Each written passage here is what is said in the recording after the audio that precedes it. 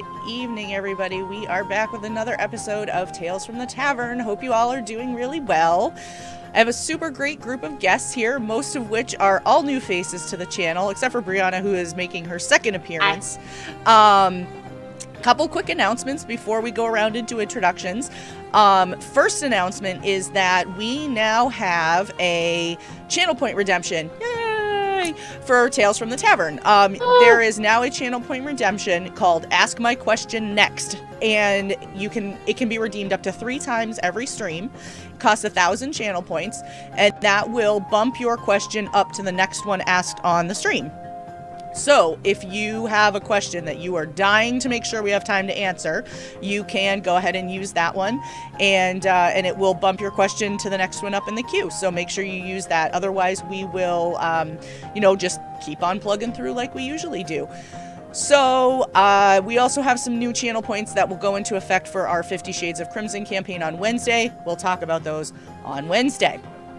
So I want to go around and give everyone a chance to introduce themselves. So, Brianna, we're going to start with you. Hi, I'm Brianna Jean. You can find me at btoiber on Twitter, which, don't worry if you don't know how to spell that, most people don't. I do basically everything over at Pseudonym Social, which is a lot easier to find. I DM and produce a bi-weekly Esper Genesis podcast called Aboard the Opal Star, which is all kinds of space pirate shenanigans, and it's grown a lot in the exactly 6 months it's been around, and I'm very proud of it, because I had no idea what I was doing when I started. Now I have a vague idea of what I'm doing. I've also recently started releasing a second one that I'm a player in and doing all the production for, called Disciples of the Eight, which is more of an epic fantasy tale, and we do have an hour-and-a-half recap of everything that's happened since we've started, which was a lot.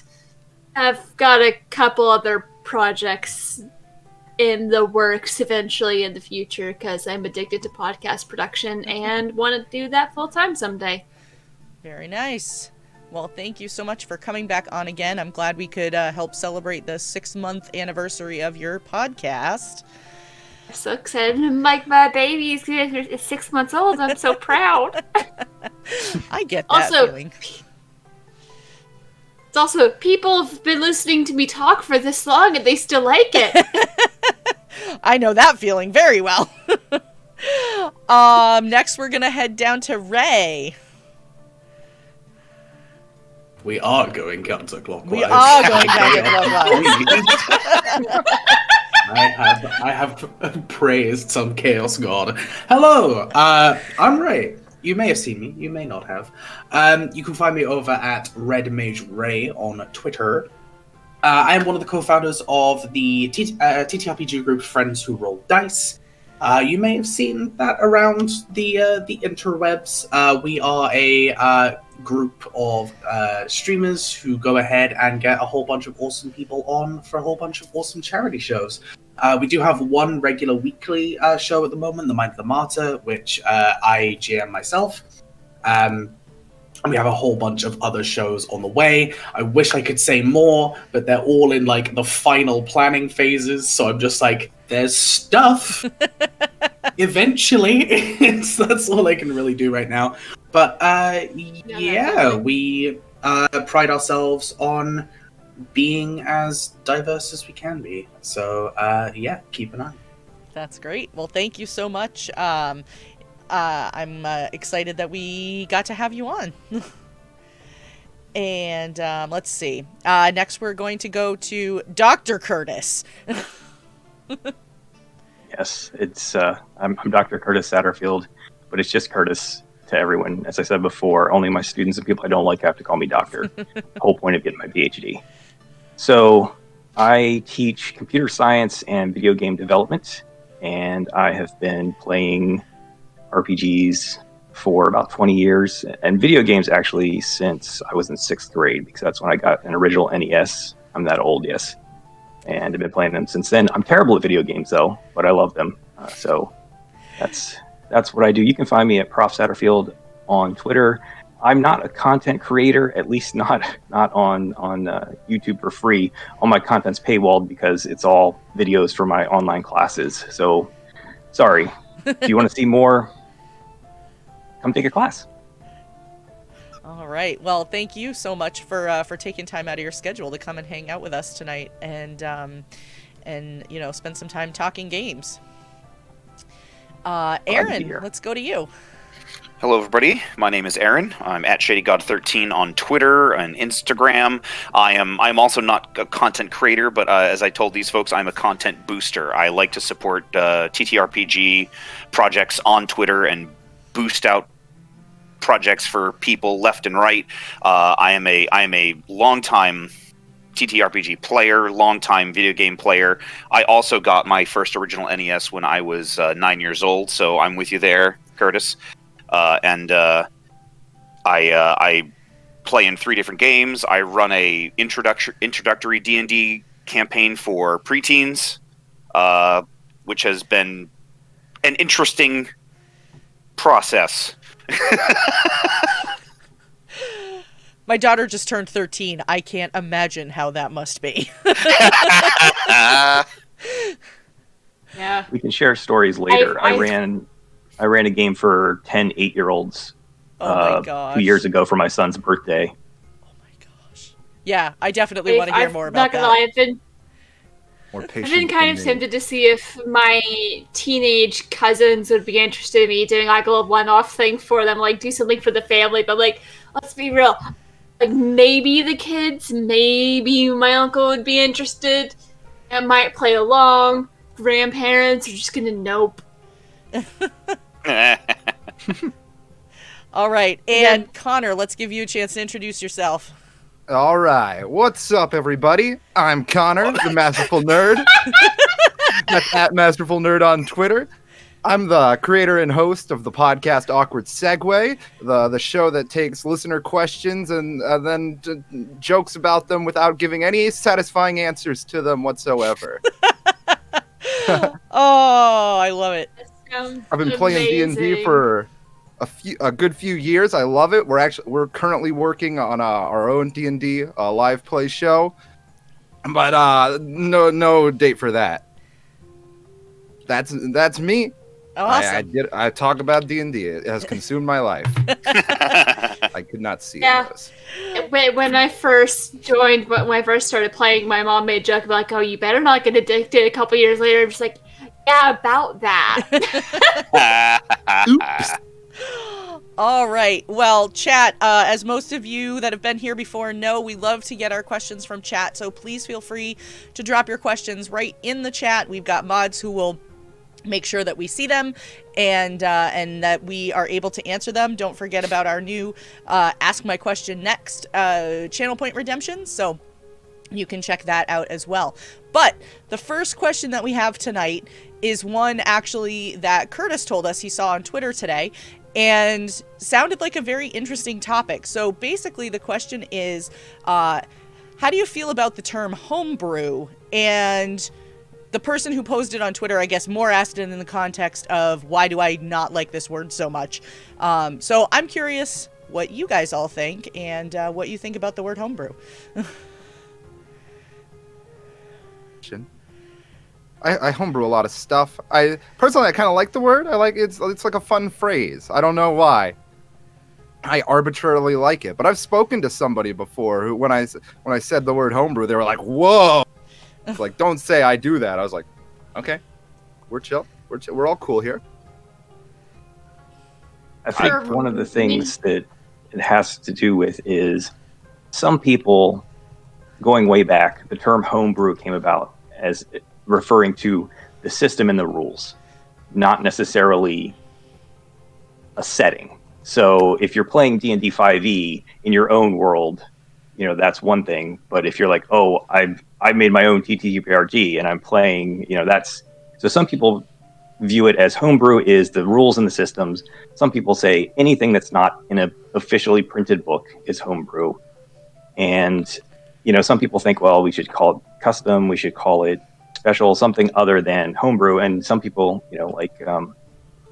Connor just said, it's, you know, they like the word, they're fine with it. So there were a lot of different responses on Twitter about it, and I think the problem is there's too wide of an array. There's no real meaning to the word.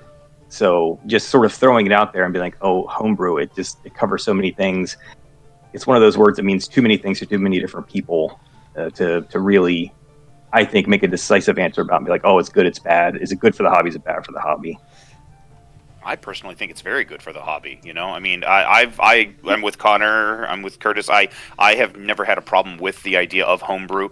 I personally have always, I rarely use the term homebrew when I'm doing stuff. I use house rules. If I'm in a system and running it with people, there's rarely a system that I have used that I haven't edited in some way.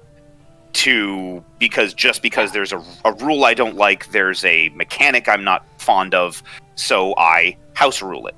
And then so I for me personally, I consider if you're editing the system itself, you're giving it a house rule. If you have something brand new you've created to insert into it, that's homebrewed. That's how I feel about it. That makes sense. My kind of understanding of the definition, because like I've been in a couple of campaigns, haven't actually finished a campaign yet, but the way I always thought is because there are the books that their own campaign guide and all of that, so like I've never actually played in one of those, so I always understood homebrew. The difference between homebrew is it's the one where like you create the setting and all of that versus the ones where a lot of people use the term modules for the different books that have their own campaign, like Curse of Strahd. So that's kind of been my understanding, but I also know sometimes people will make up their own items and stuff like I've done that before. Well, I've taken items from D&D, put them in Esper Genesis, and then added some tweaks to them. I also just straight up made an amulet that lets my fighter do lay on hands because she's like, can I do this? I'm like, no, frantically writes up item. But you can now. That's just Yeah, true. it's like it's expansion on stuff that's already there in a way, but I'm still new to the community. Well, 3 years new to the community. Yeah, my opinion's on a similar vein to everyone else's. Homebrew is building on something that you already have, and I think I just went ahead and kind of poked at the thread real quick because I hadn't seen it. It seems like a lot of people have forgotten that homebrew is not a TTRPG term. It's used in TTRPG, but it doesn't originate in TTRPG. You know, you've got homebrew video game consoles, you've got, hell, the original homebrew moonshine and things like that.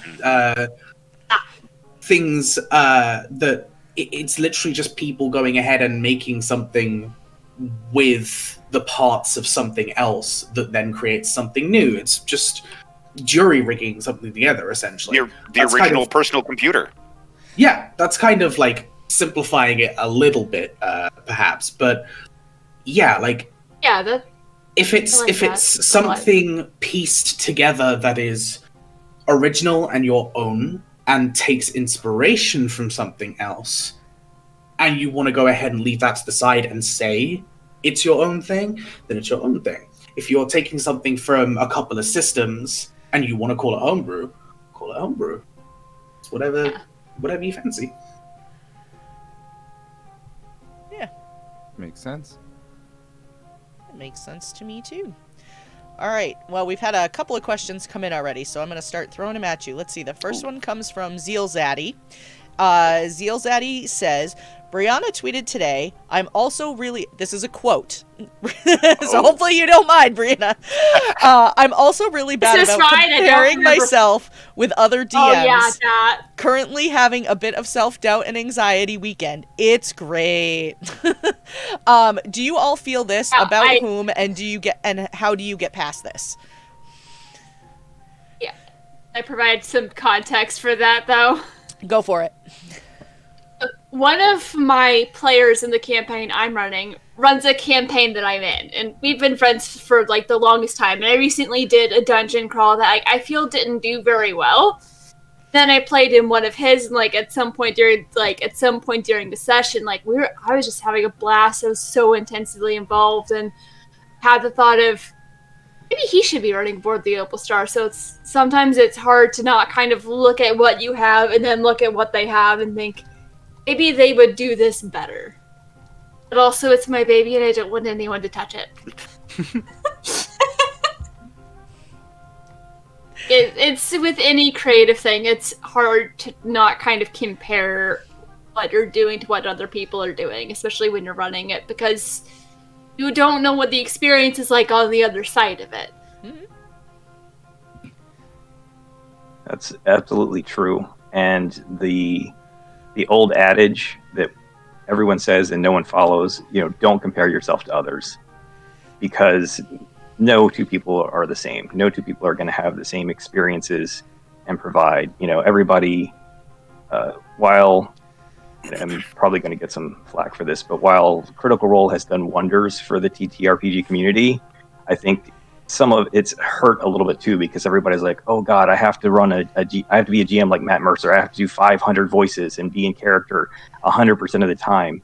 And no, you don't. As long as people at your table are having a good time, that's what's important. It doesn't matter if you're as good as somebody else or better than, as long as the 4, 5, 6, 10 people you're hanging out with playing RPGs have a good time, that's what your benchmark is. Yeah.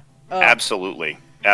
I mean, I know I've seen at least, maybe like 2-3 different like D&D TTRPG YouTube creators talk about the Matt Mercer effect and how it has impacted the TTRPG community. And I agree with you, Curtis. Critical Role has done an amazing thing for the TTRPG community, but it doesn't mean your game has to be Critical Role or your game has to be Critical Role. No, your game has to be your game. And you're right. I mean, I know that I myself have compared myself to the numerous different dungeon masters, game masters that I have played with, and over time you realize that it's less about comparing your style with their style. It's more understanding that they do it their way and I do it my way, and so long as we're having fun, that's the important thing. And you sort of adjust your style as your games progress, and you take the criticism and the positive and negative criticism that you get in return from your players, and you adapt. You try to just keep it as, don't compare yourself. Just remember that everybody's a different person, and you just be you. Yes, absolutely. I think, everything that's been said is super correct. It's like, because everything, like what you said, everybody compares themselves, even though they know they shouldn't compare themselves to others. But I think as long as you maintain the focus on everybody at the table having fun, there's nothing to worry about. As long as you're having as long as you're doing it your way, having fun with all your players, making sure everybody's accounted for, that's it. You're already a great DM then. Yeah. That's all it takes. Exactly. Absolutely. I agree exactly with what you said, Curtis, about Critical Role too. I appreciate it for what it is and for what it's done for the TTRPG community, in that it's been the gateway for a lot of people to come in and start playing. But at the same time, a question that we get on here a lot, or that I've been asked a lot, is, I'm so excited, I've been watching Critical Role and I'm going to start playing D&D. What's my first session going to be like? And I'm going to be like, it's going to be nothing like Critical Role. So get that out of your mind right now. And then, basically what everybody here has said, as long as you're having fun, that's great. And it's okay if it takes you a couple of tries to find the right group of people or to find the right story. It happens. It happens to everybody at least once, if not more. So, yeah, I think that, I don't DM, but I think everybody runs into that issue. I run into it all the time as a player. Oh my god, that person's so much better at RPing than I am, and the comparing and the imposter syndrome of like, why do people like me? My stuff isn't all that good. Look at all these amazing other people who are doing things, and then you listen to mine? Really? Yeah. I mean, people have already said Matt Mercer, but also people like Brendan Lee Mulligan. I myself have GM'd for Abria Iyengar. I'm sorry, I butchered your last name. And she is also an individual that I look up to, because I GM'd for Abria once, and then went and checked out all of their stuff, and it was like, cool, all right, awesome, this is great, and then binged for like a week of just all of Saving Throw's show, essentially. Pretty much all of the Rivals of Waterdeep cast, Persephoroth, those kind of people. And the one thing I've learned, I think, is it's going to happen. So don't compare. Integrate. What do you like from that person that you're looking at? What is there that you enjoy? Because someone actually said it in chat a second ago. Every GM has strengths and weaknesses. Mm-hmm. Doesn't matter whether they're professional or not. Everyone has those strengths and weaknesses. Being able to take that and instead of comparing and putting yourself down for it, going, okay, so what could I experiment with to make my style different? That doesn't necessarily mean copying, but taking the good points that you like and seeing whether they work with your style is the habit that I've tried to get into when it comes to looking at other GMs. I think that's the best way to do it. I've been working on that too. Another thing I've done with the Board of the Opal Star is like I've pulled in some people from other productions, people that I look up to a lot, like David Tilstra, Patch, Nick from Know Your Role. I love those guys. And I'm just like, hey, I have like these like character spots for story stuff. Would you like to come in and fill this spot and then help me build everything around it? Which has turned out to be some amazing decisions because I've been able to work with them to develop these different parts of the story that the players, like, they still haven't gotten to any of that stuff yet. I'm starting to lay the threads, but it's like more in-game stuff that I have planned. But just sometimes reaching out and working with people that you look up to and admire as DMs or storytellers can be really helpful. And I've also reached out to Chris a couple of times from Discount Dungeons about how do I build a good thing and not kill everyone? Yeah. Because I know he's a lot better at that than I am. Yeah, he's great. He's also really good at building things that can kill people. Yes. Yes, he is. Having played a one-shot with him, yes, he is. I was in a one-shot with him, too, that was just for fun. He's like, how difficult do you want it to be? And we said, let's go for the TPK. Why not? Second round of the boss fight, he turns into an ancient red dragon. It's like, oh, did ask for this. Nice. I think another, just to add on to the discussion, an important thing is, as Ray said, you can incorporate the things that the DMs and other players you aspire to be into your style. And it's important to understand it's a learning process. And as an educator, I can tell you, learning takes time. So it's going to take you time to learn what works for you. And also, it's going to take you time to learn how to do things well. You know, it's a minimum of about 21 days to get into a habit of doing something. And if you're only playing a game session 4 hours once every week, 2 weeks, it's going to take you several sessions to really get into a groove and start to remember okay, I need to do these things, and this is how I should prep and take into account, and always, I say this all the time, talk to your. Oh, reconnection successful. Please behave. Huzzah! Hey! We're back. Yay! We are back. Okay, great. There we go. So, I panicked for a little bit there because I literally was Twitch just is tired of that question.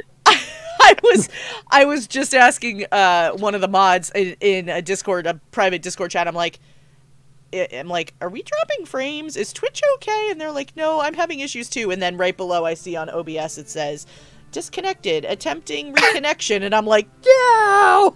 Oh, Twitch. Don't ever change. I know, right?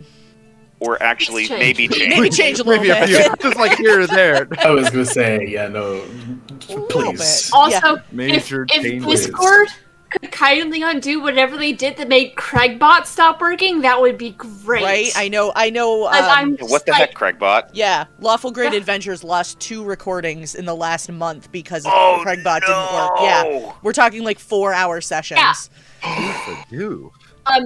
Also, so Zencaster, they're solid, easy things back up locally, so if there's issues with things, it's easier to get back to, and they removed all of the caps due to COVID, so that's what I've switched to since Craig ate most of my Christmas one-shot and made me really, really sad, because there were some There really you funny go. moments in there.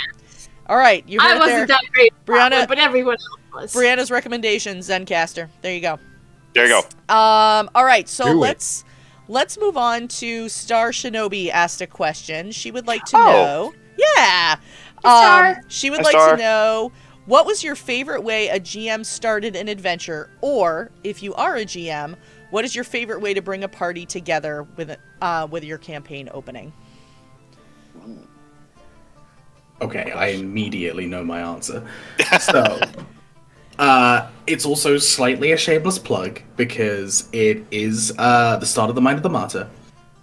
We had a relatively big party at the time, and even though people knew people individually and from Twitter, we hadn't actually had everyone in a place at the same time. So we jumped on a Zoom call and decided, after kind of during and / after our session 0, what we were going to do. We decided to have 2 sessions off screen that were full, just regular play sessions of the before part. The setting of Mind of the Martyr is kind of gas lamp fantasy, so steampunk mixed with magic. Love that. Steampunk mixed with magic in a setting and context of high fantasy, so it's a little more complex than just a steampunk setting. So we got everyone, one way or another, onto this airship that was, to their knowledge, just a regular airship, but it had actually been that a crime lord had invited everyone onto the ship individually and pulled everyone together. Our debut episode, then, we spent 2 days behind the scenes, or 2 sessions, sorry, on this ship, running around, learning to meet people, etc. The very first session, people were abducted. The ship started crashing. They had to jump on a bunch of light cycles in order to fly off the ship. And as they were crash landing, a second ship opened fire. So the entire initial episode was essentially a chase sequence between these characters on these steampunky crystal cycles and this large ship, which literally just came out of nowhere from Black Mist, which it was super fun to GM, and the players had a blast with it, and it was a little different than, it starts in a tavern. So, yeah, that's got to be my favorite. Love that. That's super cool. That's really fun. So I've only been, because one of the campaigns I'm in, I actually missed the first session, so they picked my character up in the potion shop that her siblings made her work in the back of. So how I started things with Aboard the Opal Star is, 3 players, their characters two of them had worked together for some stuff in the past. One they recognized, but they hadn't really talked to, because the Ashen Forged in that particular area just are treated like sentient furniture, because the Federation's great, guys. But they were basically summoned to come to a certain base to get information about a job. And so they're ushered by a little robot into this room where there's someone already waiting there. Have to wait for a while, and basically the only contact they have with anyone up until the mission is with this robot, and they're not allowed to contact anyone else, and it was all just very suspicious and very strange, and they didn't get the full truth of what was going on until the end of session 3, which was about episodes 5 or 6.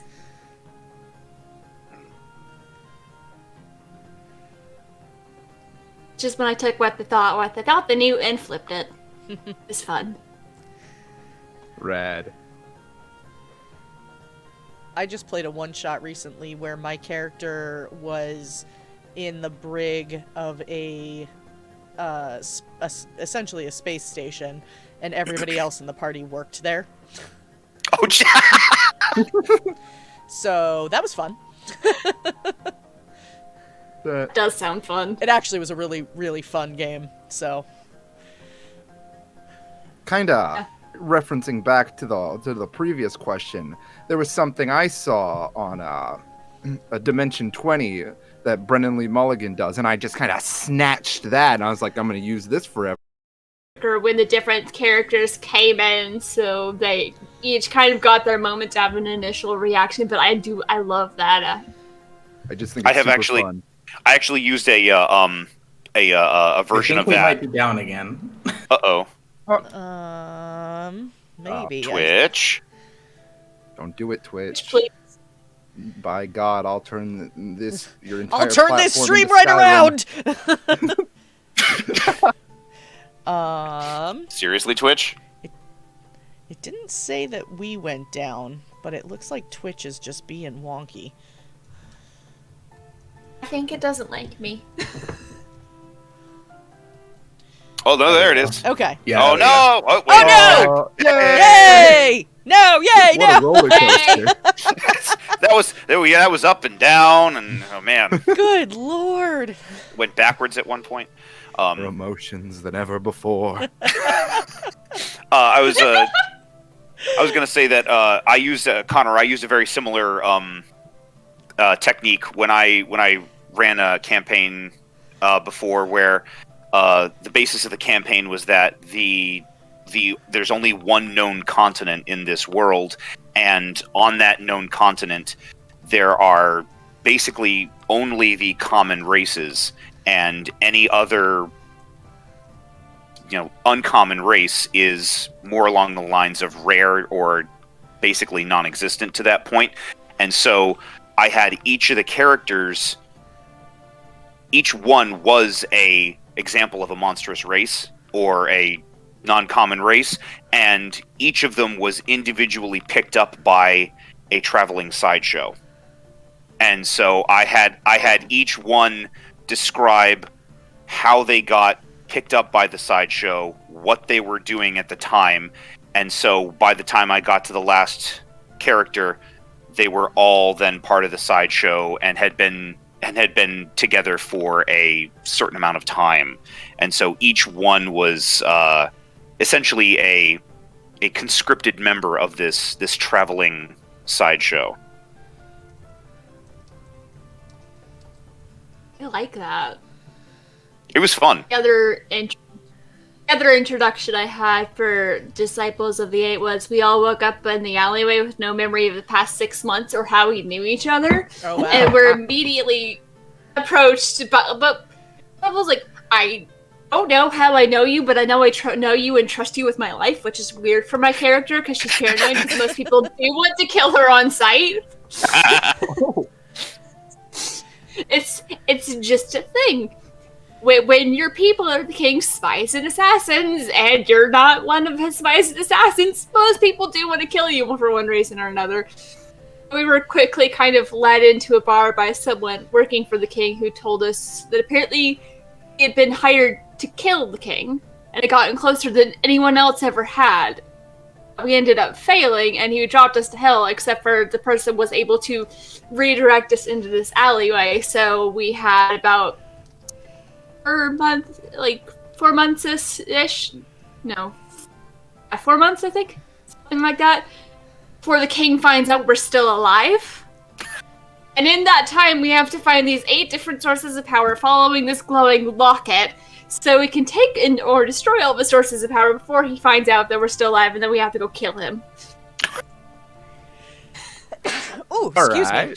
So the episodes start right as we find the second one with the Calm After the Storm is the first one we've been playing for a while, but it was a lot of fun, especially when we finally got all of our memories back and realized the king knows exactly who we all are.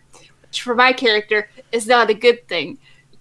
Everyone believes she's been dead for 20 years, and she's like, no one needs to know I'm alive, because the second the people know I'm alive, I'm dead. One of my favorite introductions is not nearly as exciting as Ray's. There are no airships or light cycles, unfortunately. But I have a take on everyone meets in a tavern, which is, instead of a tavern, it's the Adventurers Guild. And because they're all adventurers and they need adventure, so they all end up going there. And it's an easy way to sort of, if everybody's backstory is just like, completely different, and how do I get these people together? So they go to the Adventurers Guild, and I give them all what sound like different adventures. And I'm remiss to admit this because I know some of my players are watching tonight, but they sound like different adventures. But sorry, folks, I put on my conductor's hat. It's a railroad. You're going to the place I want you to go. There you go. And they don't realize it, and they get there, and then the next thing they're a party, and it's great. So, I like to always give that illusion of choice. But whether you like it or not, you're probably going to end up in a place where you need to be. So, don't spend too much time coming up with your scenes, because a lot of times players aren't going to go there. Mm-hmm. But if you have creative ways of twisting their path, you can sort of guide them. And I'm not a fan of railroading whatsoever. Like, honestly, my current game started as a module. I used the first chapter of Dragon Heist, and after that, actually, sort of into chapter 2, they now have their own home base. And after that, they were like, I want to do this thing. Boom, that's not in the book. All right, let's do it. Let's go. And since then, I've just been, whatever direction they have wanted to go, I'm like, that's what we're going to do. And I'll make up scenes that fit, what they want to do. And I'll ask them, what do you think happens? Or what are you expecting to find? Those sorts of things. And then what they say is usually what happens, unless it's, extremely ludicrous. Like, oh, I want to find the key to the vault. Maybe not. Yeah. With doing a podcast, one of the things I've done is, like, I have certain plot points that mark the end of different arcs, and they all tie into the characters' stories in one way or another. So, like, I leave space, and, I leave space for, different kinds of adventures to go on. Every once in a while I'll ask, okay, kind of, what's something y'all want to do next? Side plot things. But all the while I, lay threads to a situation to lead up to where they get to this certain point, a thing happens. And so it's like, I'm trying to balance between a little bit of, not full-on railroading, but it's just there's a plot point that I need to happen, and I really need you to not kill this person. And giving them time to just kind of explore and have their own personal journeys before I just pull them into this thing going on over here. Makes sense. Which has I think nothing the to real do question, with though, is, Ray, tell us more about your steampunk magic stuff. Yeah, I gotta say that light cycle thing. I mean, I want one. Steampunk is my jam, so I want to hear more about this. Well, actually, the It's one campaign of those the game. cases.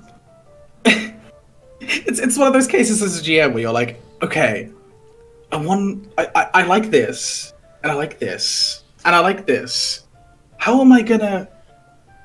Or I could just mesh it all together and see what happens. It really is one of those cases where it's just you take your inspirations, you go ahead and say, I'm just going to pick parts, and then you're like, no, that's not going to happen.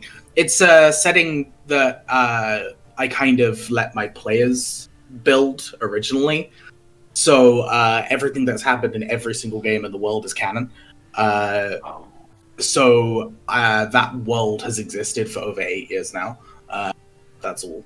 That's how that works essentially. So God knows what is in there.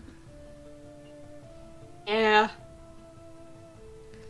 I was in the game I was in last night. It's been going for a couple years. The only one that's not being recorded, but it is very steampunk. But the DM has definitely started leaning hard into H.P. Lovecraft because we're trying to stop the Elec King. We're in Miskatonic University. Lots of the gothic horror going on. Walked into a room of what I was like pretty sure was going to be a boss fight. Turned around, there's only one other party member there. Everyone else is gone. I'm like, oh boy. Well, also, you put Mrs. Charisma with doesn't talk a whole lot and has memory problems. I'm like, oh boy, this is great. We haven't all died yet. So our ranger mouthed off to a lich, so that almost ended incredibly poorly. Ooh. Then again, in another campaign, our Warforged dropkicked Asmodeus through a door, so... Incredible. Those consequences are coming for us. Oh, what's the worst he could do? Send his daughter after us. Why would you say things like that? I just like to raise flags, you know? It's important to give the GM cues about what you're expecting to happen.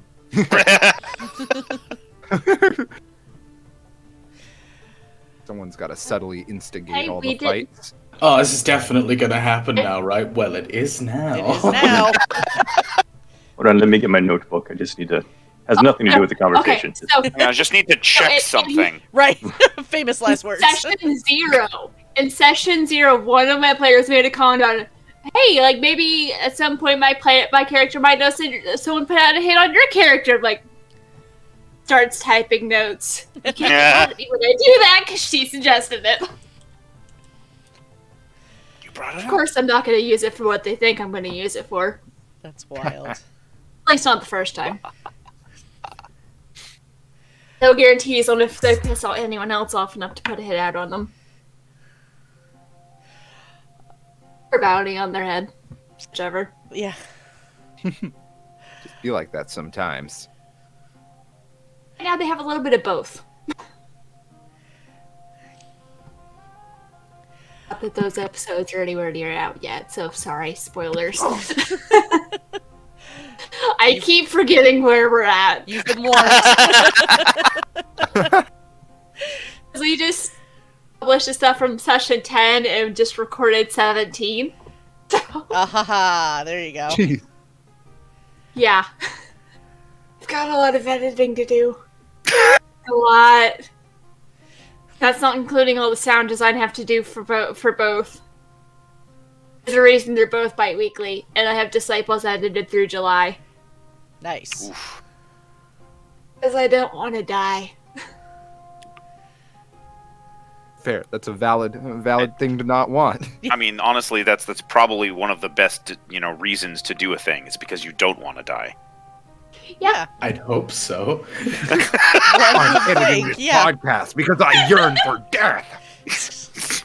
Oh god. In fairness, there are Wait, some people out there that would probably listen to a podcast that is nothing but one really long meat grinder of just churning through characters for Oh my like God. Oh man. 5-6 sessions. I should get know, on Garrett. that. Oh, that sounds like a There were DCC some session points- 0. It's every session.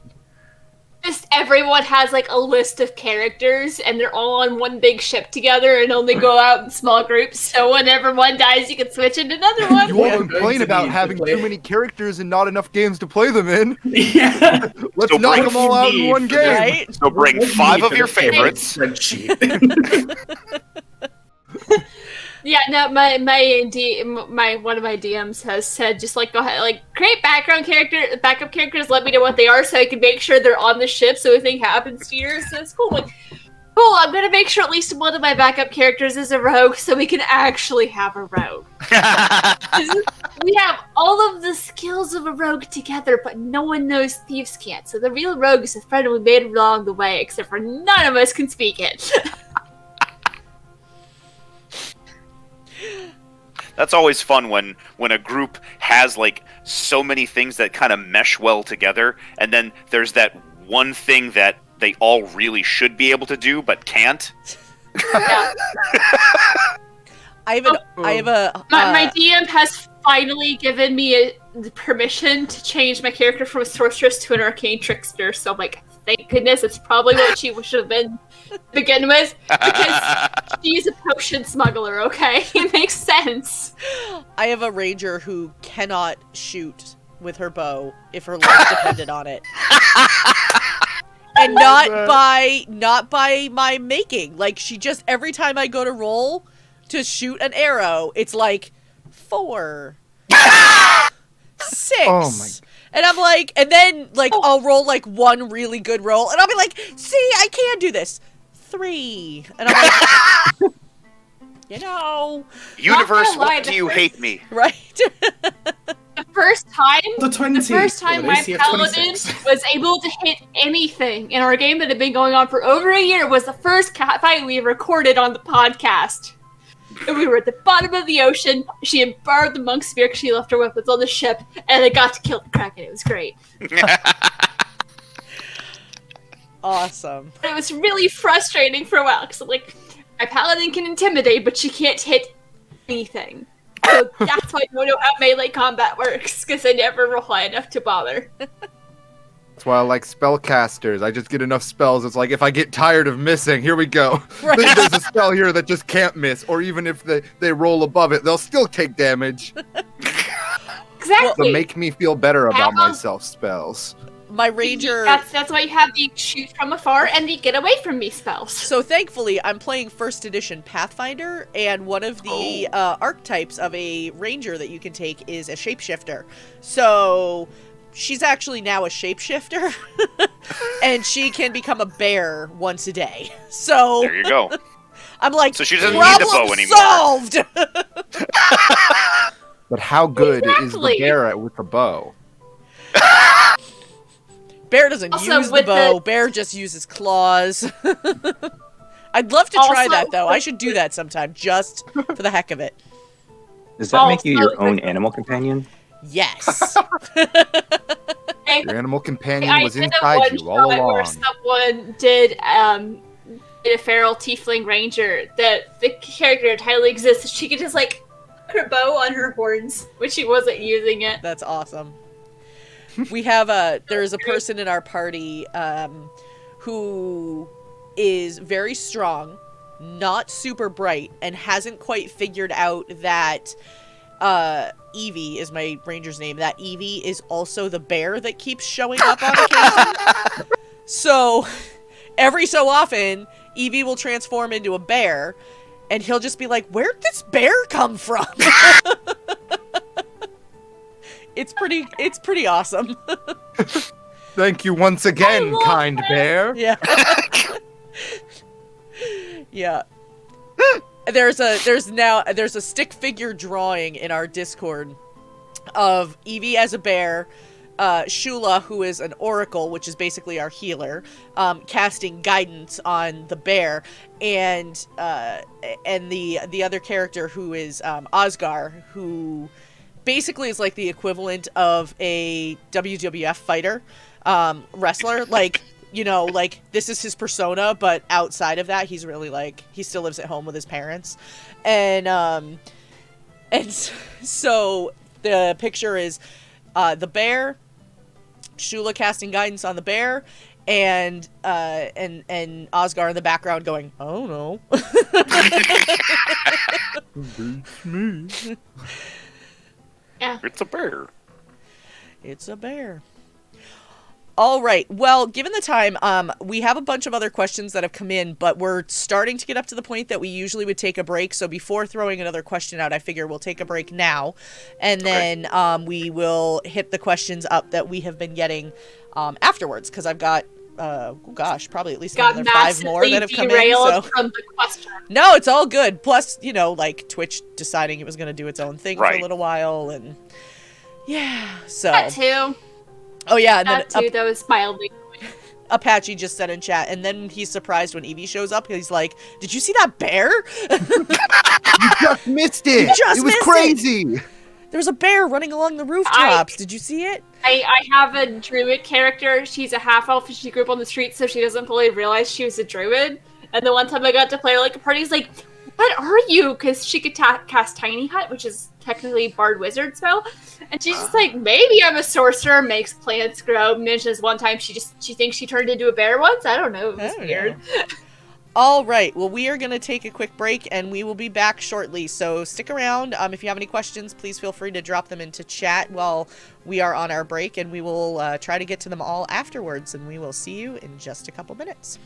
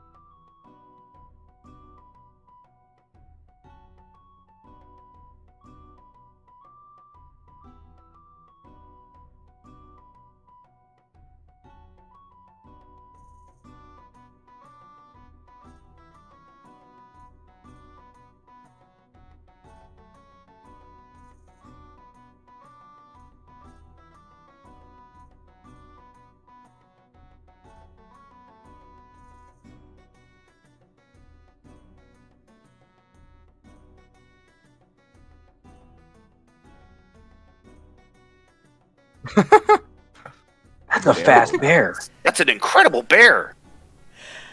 I mean, he got up on this airship too. It's amazing. Yay, bears getting up on Airship. airships. We are back. So Woohoo! we made it a really, really short break so we could get back to everybody's questions, especially while Twitch is still working. So Oh yeah. I feel really bad because we had a couple of new people in our chat tonight that have never caught an episode of Tales, and they were like, it's really bummer that it's not working correctly. I'm like, oh, I feel really bad, but unfortunately, I'm like, at least it's not on our end, so that makes me feel a little bit better about myself. But Blame You Twitch. can always go back and watch old ones. yes, that's exactly what they are going to do. But you So, can do that. Yeah. yep, that's exactly what they're going to do. All right, so So let's that's far dive. enough. You can find the P Elemental one. That was hilarious. That was really funny. Yes, well, we're on week 13, so you've got 12 prior episodes that you can catch up on if they're not here on our channel for the VODs, because Twitch only keeps them for 2 weeks. You can catch them all on our YouTube. So you can go over there and catch all of those. All right, so let's dive back in. We have another question from Zeal Zaddy, and they would like to know, I love to occasionally use flashbacks, flash forwards, and cutscenes. Do you use them, and how do you incorporate them? Ooh, interesting. Yes, I love cutscenes, and it helps with one of the biggest problems you can have when the players split the party, and that's 3 people, 4 people sitting around watching one other person for like 45 minutes go shopping or something mundane, and doing the cutscenes. It's like, okay, you start off, you go here, and then when you get to like a critical moment, okay, now we're back over to you, and what are you doing? And it not only invests the one person who's like, wait, what's happening to me? And everybody else is sort of like, oh, I can't, I want to hear what's happening to that person as well. So I absolutely love using the cutscenes. It helps tremendously. So much fun. So I experienced that last night. That's so much fun. I've been doing a bit of that. I'm looking to incorporate it more because one of my characters, she doesn't remember anything from the first at least 5 years of her life. She just recently figured out was able to remember how old she was. She was in a space that's not where she was originally from. So like for a long time, the memories didn't come back. But now they're starting to, so I'm starting to incorporate that a bit. And some of them is going to be, it's going to come back in dreams. And I've also done a couple of sort of taking the focus off of the main game and like shifting it to another part of the universe for about like 5 minutes to sort of show some of the things that are going on outside. Like one of them involves the person who put the bounty on their heads. So I have a scene for that I still have not let them listen to. But sometimes just having those bits of context about things can add more interest and intrigue to certain situations, because you know it, but your character doesn't. And it can be a fun thing to play with and a way to maybe sort of misguide or mislead, or like give them just a tidbit and see what they come up with and see how close it is what you have planned. Also showing them the consequences of the dumb things that they do sometimes. Perfect. I'd say I probably have the same answer as Curtis, where it's just if the party gets split up like that, or if they have to flash around, it's just wait for the right moment to cut. It's especially good if you can get like the right dramatic moment in a scene, just to like be like, oh, and we'll be right back to this. Really make them want it. Yes. I think in my experience of if I'm going to use like a flashback type of thing, it's used in like a downtime circumstance, cutscene type of thing. It's like, okay, well, you guys are here now. What were you doing 2 weeks ago? And giving each of them that sort of that flashback moment of like, well, I did this, I was doing this, whatever have you. It gives them that case to kind of showcase a cutscene of their own personal thing, and each one has that opportunity to go, well, I was doing this in one point. And other games that I've played in, the DM or the GM has used that sort of similar circumstance in the split the party type of thing. You're over here, what's going to happen, that kind of thing. So I find the cutscene thing to be very good, but I also like it to be a little malleable. So like if it's a single person doing something, they have the opportunity to interrupt the cutscene to alter something, you know, like if they want to interrupt somebody in the middle of it, you know, okay, what are you going to do then? I love them. Yes. Flashbacks, flash forwards, and the like are fantastic narrative tool for various different reasons. Some people here have already covered some of the reasons, but it's also a fantastic way to get your player more attached to the character, showing their past, giving them an actual organic foundation. Your character wasn't always an adventurer. What were they here for? What were they doing? Flash forwards, it's a fantastic way to create tension and create drama and something worth fighting for. It's a fantastic way to introduce characters in a natural way that perhaps they may not find regularly, or at least they may not find for some time. It's a fantastic way to add more lore to your world and giving your players a modicum of control over those flashbacks and flash forwards means that they get to add their own stamp on the world as well. I just really enjoy them. They're super versatile. I love them when they come up. Mind of the Martyr currently, our blade singing wizard, has completely lost their memory from the very first session. So they just kind of went, "Hey, I don't really have a backstory for this character. Here you go, mess me up." So it's been a lot of interesting flashbacks and flash forwards and other such things to get their character built. They're just super, super useful and fluid and versatile tools, and I'd recommend giving them a shot. Just don't make them last too long, is the only bit of advice I'd say. Mm-hmm. Yeah, I'm working on a couple flashback scenes with some of my players, but like with the one that has memory loss, I have complete and total control over that part of her backstory, though. Now that she started remembering things, I'm like, there are some things I have like set in place, but I'm trying to make sure she has a space to, like, I want her to like who her character is, who Anima used to be. So like I don't want to like turn her into something that the player is not comfortable with, but also like there are some things that I have control over. So I've been balancing that, has been fun, but there have been different moments where I just say, whenever she encounters something that I know she might have encountered in the past, I either have her roll wisdom if it's like a muscle memory kind of thing, or if she's trying to remember a specific person, it's intelligence. And she has the inability to roll below like a 19 or something, and she has no positive modifier to it, so she's actually gotten quite a few very specific flashbacks, some including names. So it's like taking what she's learned so far and weaving it into things, but I also did give it's definitely a fun narrative tool, and doing since I'm doing this in a podcast format, I have the ability to do little bonus stuff, like I pull like a player or two players aside and just do a thing specifically with them. And it's a lot of fun narratively. There's also some things about their stories that they don't know.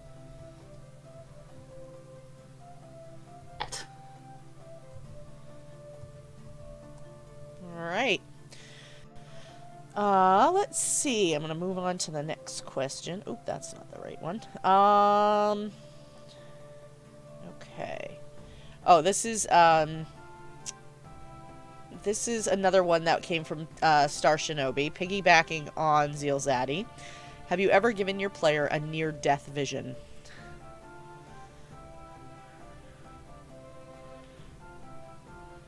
haven't almost Near-death killed vision. anyone yet, but I probably will. Those are fun to play with, but I've yet to put them in that dangerous situation. Yeah, I don't think I've ever given any of them a near-death vision. A couple of them have been like close to death, but they didn't get anything out of it aside from excruciating pain. I haven't brought any of my characters to a any of my players to the point of death, but I will say that one of my own characters actually had kind of a flash forward death moment, like essentially seeing what was going to happen, but I as a player and the character didn't quite realize what that was until it happened. And so it was a very like, it was a very like dawning of realization moment when it was like, oh, this was what that was. That's powerful. Yeah. I mean, don't want to repeat myself, but I love them. They are my Yeah. favorites. Those kinds of situations are always just fantastic. And again, they're so versatile. It's like, oh, this player really loves this character. This character is currently in death saves. They're planning to multi-class next level. It would be a shame if something showed up and suddenly, some Eldritch Blasts were thrown out or something along those lines. Like, you can spruce it up. You can use it to create tension. You can use it to create or introduce characters. Everyone loves that one reveal in like TV shows where something dreadful happens and someone's just clinging on, and then someone shows up and you're like, who is that guy? Everyone loves those moments. So Yeah. It's awesome. Yeah. Also, just I'm going to preface this with spoiler, but one of the things I've used to help a character get a memory back is there was someone laying on the ground and their heart had stopped beating. And the medic was like frantically searching through her bag, and the player character noticed something fell out, and she rolled high enough to she instinctively grabbed it. It was basically an EpiPen, knew exactly what to do. And a couple of seconds later had the moment of, wait, how did I know how to do that? And then when she thought about it, she remembered a situation. Yeah, she rolled really high on this particular throw too. She remembered a situation where she had done that to save someone who's a really good friend of hers, which that's the one friend name that she knows. She now remembers and knows that she's saved a life before. Aww. So that was really fun to play with, and I was like, how do I make this happen? How do I make this happen? And I was like, That's pretty cool. I'm just gonna allergic reaction, sure. I think it's a really good tool also when you have characters or not characters, but players that are resistant to have backstory or a lot of it. So in that moment, you sort of give them the choice of like, all right, it's time to step up and do a little role play, and you're gonna give me some information now, and we're gonna use that in the campaign. Not in a negative way, but just some players, if it's on the spot, they'll like, okay, as a cleric, I need to go complete this sacred quest. That's really what this is all about. That they didn't say anything in their backstory about. Like, oh, cool, there we go. So I think it's a good tool to get information out of your players, but use it wisely, GMs. Don't just go around killing your players. Be like, all right, now tell me what I want to know. That's actually for my character. That's what it was. The DM for that particular game had been kind of watching all the players in the party, in the group, and was already kind of knew exactly how each player would react to certain situations, and so that's why he gave me this thing that he kind of hinted at. I know how your character is going to how this campaign's going to wrap up for your character. And I was like, oh, okay. So you know, and he's like, oh yeah, I know how this is going to work out for you. And I was like, oh, okay. And then within the game, the character was being told that you're the linchpin for this. If you don't do this one thing, it hinges entirely on what you have. You're the one that has to do this one part thing. And so it's like, okay. And my character ended up having to sacrifice his own existence in order to ensure the survival of the rest of the party. And so it was a very bittersweet, powerful moment. Then I didn't see it coming, neither did the character. We'll eventually be able to hear that story on Tales of Adventure. Eventually we will be able to hear that story. Assuming Craig didn't eat that one, because I don't know when he started eating audio, so I'm real worried. It's sort of like halfway through, but hey, we can always re-record it. Reg. I've got like the Board the Apple Store crew, just Craig comes on. No, hi! Just like immediately starts trash talking Craig. Disciples of the Eight immediately starts flirting and trying to seduce Craig. I'm like, why? Please stop flirting with my recording bot, please. Craig's not even all that great. I mean, come on. No, I mean Discord did break him, but Obviously. they need to put him back, okay? Fix him, please. I remember I was in a Discord server when they first added Craig to their server. Oh. And they were trying to figure out like how to get him to join the voice channel and trying to get it all set up, which of course, if you've ever seen the setup piece for Craig, initially it's not very pretty. And and so it was so funny because, you know, finally they got it so that Craig would join, and then Craig wouldn't leave the voice chat when they were done. And so they'd be like, Craig, you know, like issuing the commands, Craig, leave, Craig, comma, leave, like all of the different possibilities that it could be. And finally, everybody else in the Discord would just, like, chime in and be like, damn it, Craig, get out of voice chat! Go away, Craig! Go away, Craig! He just wants to talk. There was definitely one time after a session where an hour later, everyone's just like, Craig is still on. I'm like, yeah, I don't know. I don't know why he's still there. He might hear you. Oh, gosh. Poor Craig. And Craig's twin brother, Jark. Jark. Yep. Yeah. Which, fun fact, I can only get him to show. I was only ever able to get him to show up in my general voice chat. I have separate lockdown ones for my other productions, and even when he has permission, he still will not show up in those. I'm like, this is why I got you. Why do you not behave? Fun stuff. All right, we're gonna for a very quick question. We have a silly question, silly-ish question from Manda. Amanda would like to know, what is your favorite beverage of choice while gaming? Water. Always a good choice. Yeah. It's simple, but it's always required, because you'll be about halfway through a session and you'll suddenly just be, my mouth's really dry. Oh, right, yeah. Other than that, I always keep my... this is called the disappointment flask. So, anytime my players do something that completely throws, like, everyone off and just does something ridiculous, every time I facepalm, every time I mess up, we'll see the disappointment flask show up. How many times does it get refilled per session? Yes. Oh man. No, I love my players, and I see. my thing is always I always say, I personally don't care about a overarching narrative. Like, I'm not telling the story. You're telling the story. I'm facilitating. So you can drop or pick up these threads as you want to and just mess around. But that also then does mean that the players go, it's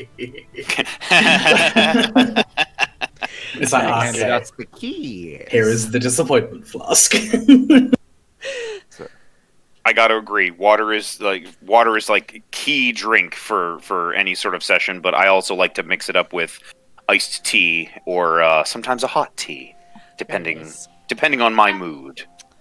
You guys Do you use know. enough caffeine that you can see colors? I haven't hit that point yet. The Don't see 100 colors, cups. smell colors. I can't talk today. I'm sorry. You guys can see colors? The 100 cups of coffee for that Fry used in that Futurama episode. Yeah, I haven't hit that point where all of a sudden the world slows down.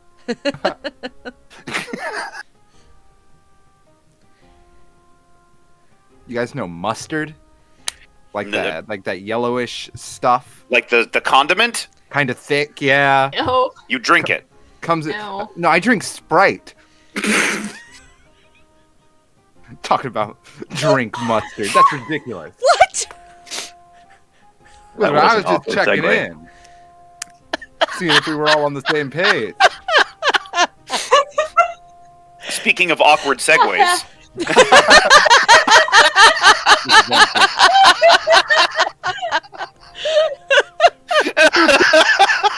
Oh my god. Water's good too, though. Yeah, I don't Breathe drink there for a water. second.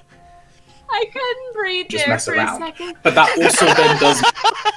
Oh my gosh. That's amazing. you know, I will be going back to clip that later. Oh god. It really depends actually. If I'm in person, usually water or something along those lines. And then ET's nice to have. and then as it gets later in the evening, I'll generally switch, unless it's like the middle of the summer, and then I won't switch to hot tea, but then I'll usually switch to hot tea. When I'm online gaming, I do it in reverse. I start with hot tea and then switch to water. Although occasionally I have been known to enjoy a gin and tonic on stream instead. So tonight was ginger ale. That's what I had earlier. Hard cider is a nice day. there you go. Yeah, hard cider is a Someone who good makes choice. their living talking, just water all the time. But Yeah. I have two forms of water. One that I drink in a spray bottle for when people act up. Just like, like a cat. Just bad. Set it to mist or to stream. Oh, stream. Full stream. It's actually just a spray bottle top hooked up to a hose, so it's like There a you go. pressure washer. Yeah, it's just- Pressure washer. Hey, not gonna lie, there are some days where I would like to have that in the store. Oh. Whether to use on customers or whether to use to mess with my coworkers, because there's one that calls me work mom, so I've started calling him work son. And Oh, yeah, that Oh. I somehow ended up training two people at the same time, which was oh fun. jeez. After about 30 minutes of it was just kind of me standing between them, and just there to answer questions. Fun stuff. All right, so one of you here knows somebody in chat who goes by Eldrac_friend of Grave Dust. I'm assuming. Question. I have a DM who loves to railroad. How can I stop it? Kidding!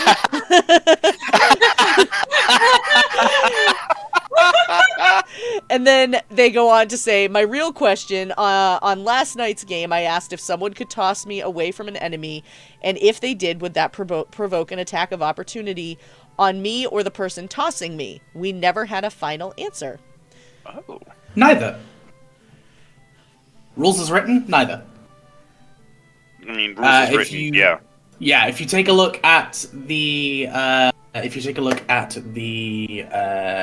basic rules, it specifically says you can't trigger an attack of opportunity when you're teleporting or when someone or something moves you without you using your movement reaction or action. I wanted If to you know- choose to do something extra that your DM lets you do, for example, if you're being thrown and you want to attack the person that's being thrown, but you have to use your reaction, for example, then you could be opportunity attacked. But rules as written, no. But obviously, whatever happens at your table, happens at your table. And to Is there a clarify, story behind why you know that immediately? Yes. Is that a 5e Very rule? right. Just so that we're clear. Yeah, that's It that's is a a 5e. 5e thing. Yeah. Yep. Yes. And yes, because have you ever seen those like circus performances where like the two people grab each other and then like one throws the other across and they kind of twist and then they twist again and then they twist again. Someone in one of my old campaigns when I started DMing 5e was like, hey, so if we both just strapped swords to our feet, could we just go ahead and throw each other around and use each other as weapons? And I had to then go into the rulebook and find out how opportunity attacks work. So that's why I know that off by heart, is because of that. That's pretty... People can be super creative. Love that. Oh no, they really can. There's been a lot of jokes because I have one character that's big and strong and everyone else is like short and skinny. So there've been jokes about just like strapping one on the front, one on the back, and going into combat. And for me, I would probably make up some kind of roll to do to see if you can like throw the person without like getting them in the way of enemy attacks. But I would let it happen because that could be really funny. It's for me. It's always, and this is my player. It's my best friend, and he's in my campaign. It didn't actually happen. After he ended up killing the. So just to set the scene here, he is a gnome, and he killed a frost giant. He got the killing blow on a frost giant. Wow! And so that was his thing. But then he was like, "Well, what I wanted to do was," and he went into this whole thing about could I be thrown. And for me, it's always, when it comes to the rules, specific beats general, but rule of cool beats everything. And I was thinking about it, and at first I was like, well, then I was like, you know what? I'd have let it happen, because that's just awesome. If your construct throws you out of the way, sure. Yeah. Well, why not? Absolutely. I mean, there might be like a dex roll or a strength roll, or are you going along with this? Might have to be a contest if you don't want to be thrown. Yeah, I'm all about anytime someone's like, can I do something crazy? I'm like, yes, but please describe it first. Yeah. Yes. You I can't describe it, encourage it this, doesn't happen. but let me know what you're doing. Well, I good. think that's definitely the best way to handle it. Yeah. Rule of cool. I'm glad we were able to get a solid answer on that, by the way. So start throwing people. Yeah. Right? Exactly. Just Great. start throwing people. I had the last when campaign you that I have played. barbarian wheelie barbarians, it's just gonna happen. Yeah. I had the last campaign that I played in prior to this one was I was a halfling and we had like a 7-foot tall barbarian in the party, and you can bet we took pretty good advantage of that. There was a lot of times that my character would be like, gunner, shield, and the two of them would train together a lot in their downtime. So they had this system set up where he would brace his shield in just the right way, and she would run and jump off the shield and stab something with her sword. I love that. Yes. That's Have awesome. you Pack seen the tactics. picture where it's like, have you seen the picture where it's like there's like a little thing you could like strap over your shoulders with a platform, and it's like sphere halfling Yep. to stand on with the crossbows. Oh yes, we got tagged in that multiple times across the interwebs. Yeah. 2 players in my campaign that I run. One's just a really tall Asimar. Mm-hmm. She's just like 10 feet. She's like, can it be like 10 feet tall? And I was like, yeah, sure, why not? be stretch. First mistake. Lots And- of dex saving throws when going through doorways.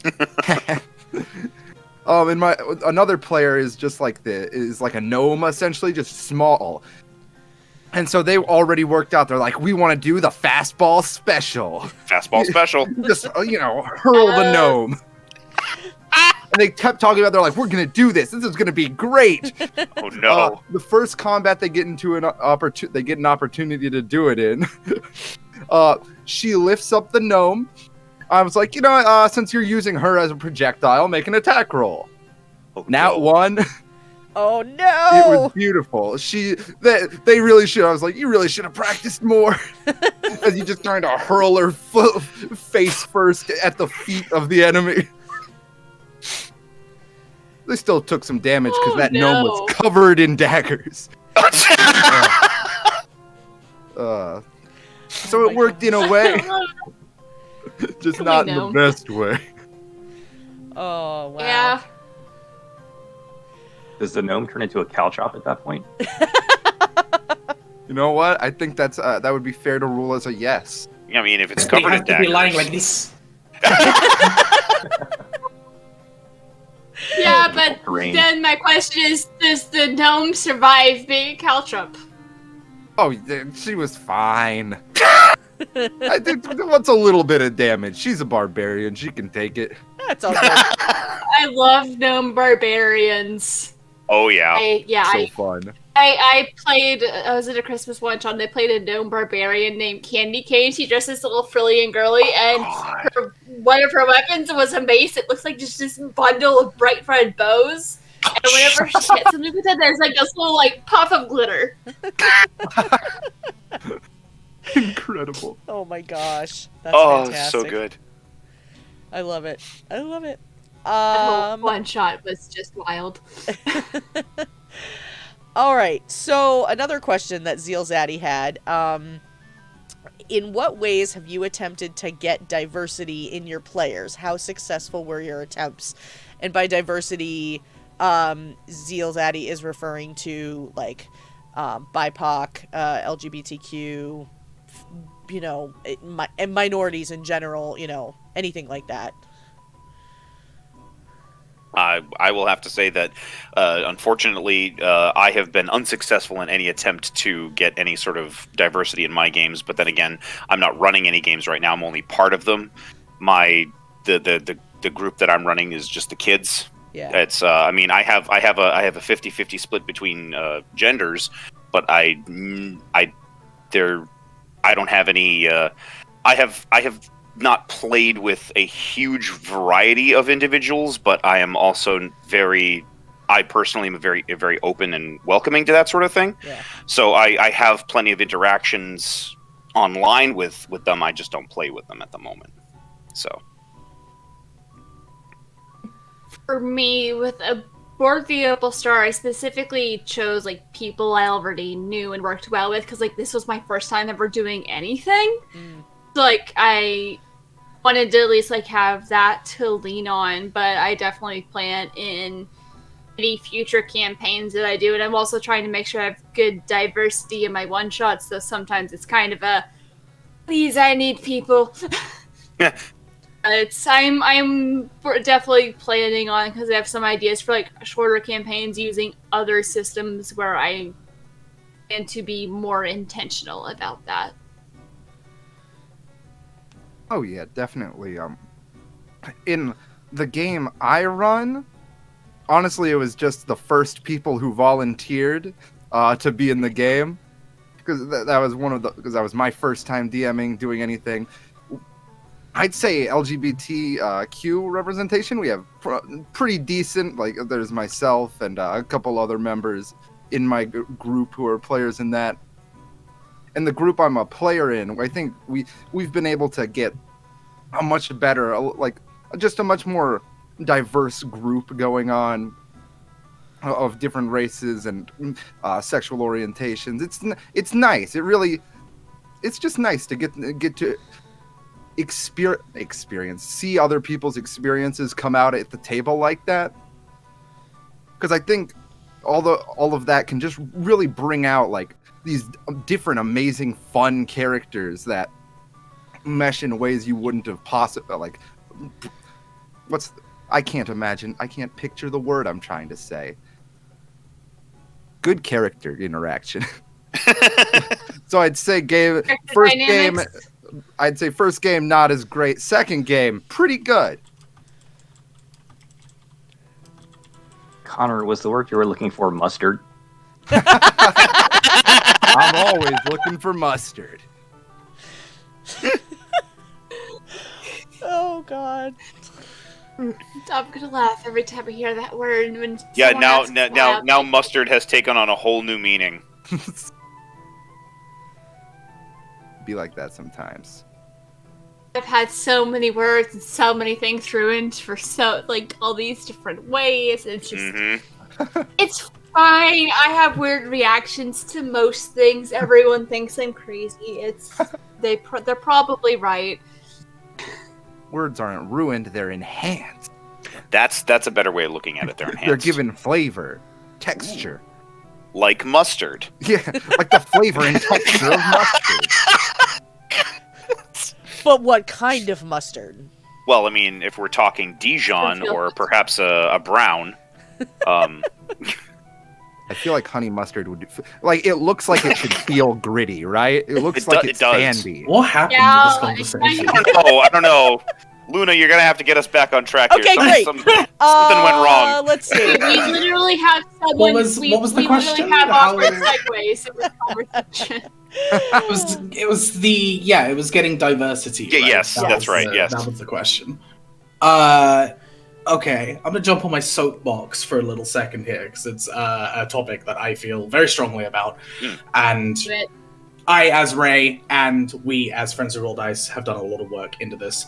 How do you get diversity into your games? You look, and it's not hard to look. There are so many players looking for homes that are disabled, that are queer, that are black, that are POC individuals. You just have to, one, curate your space so that you're including those people, and two, give people the actual opportunity to go ahead and work with people who are also marginalized. When we were recruiting for a bunch of the one-shots for Friends of Roll Dice, we were like, right, it has to be, if we're going to go ahead and do this, and do this right, we need to make sure that we're not tokenizing people. Right. If you've got one POC individual, or one disabled individual, or one queer individual, that's not diversity, that's tokenism. For diversity, it needs to be more. People need to see other people like themselves at the table. We have usually 50-50 casts, we try, of white and BIMPOC individuals. A lot of those will also be queer or disabled or anything along those lines. It's more if you feel like no one is coming to you. If you're looking for diversity and you're not finding it, it's because you haven't curated your space to be accepting towards that. There's usually something that you can do that will pull people towards you because, they are people like that are out there. There are so many disabled TTRPG players. There are so many queer TTRPG players. There are so many BIMPOC TTRPG players. All you got to do is just reach out and grab them and give them a space and make sure that they're not feeling like they're tokenized. Because that's a mistake that I've seen with a lot of TTRPG groups, is they'll grab one black player or one queer player and say, we're diverse. No, you're not. So that's my little soapbox. Make sure that people can see themselves in the tables that you're running. Well said. Makes it, yeah. Well said. Yep. Well said. All right. Well, that's probably a good place to transition to the next question, because I don't know that we will get a better answer than that. Let's see. Diagnosed Matt would like to know. This question popped off on the Twitters, so I'm curious on your all's take. Do you ever feel truly prepared as a DM or player for a new campaign, session, etc.? No. Never. I didn't even have an idea for what the big bad was going to be until we had been recording for like 3 or 4 months. And every time I'm like, I think I'm actually prepared. 5 minutes into the session, I'm like, nope, I'm not. Just kidding. Not prepared. I saw this on Twitter today. I don't know if it was the same thread that they were talking about, but in mine, and I recommend this resource all the time for new GMs and even GMs that have been doing it for a while, but still just they have session prep paralysis where they're like, I don't know what to do. And that is the book Return of the Lazy Dungeon Master, because they outline a fantastic method of doing sort of making you feel like you've done the right amount of prep without worrying too much about what happens if my players go the complete opposite way. You break it up. You have your scenes and your characters. And I don't want to say too much about it because it's an IP, and I don't want to give away what's in the book. But it's a fantastic resource, and it's a fairly short read. He gets right to the point in every chapter and just outlines, here's what you do, and by the end of it, and I have a OneNote, and you can use an actual physical notebook if you wanted. You can use Word, whatever sort of software you want to use, and then you just go right down the list. And usually 30 minutes is the max prep time I need to run a decent session. Now, the more time I put into it, obviously the better it gets, but some weeks it's like, oh, hey, game starts in 30 minutes. I completely forgot. What am I going to do? And you throw stuff together. And sometimes those are the best sessions.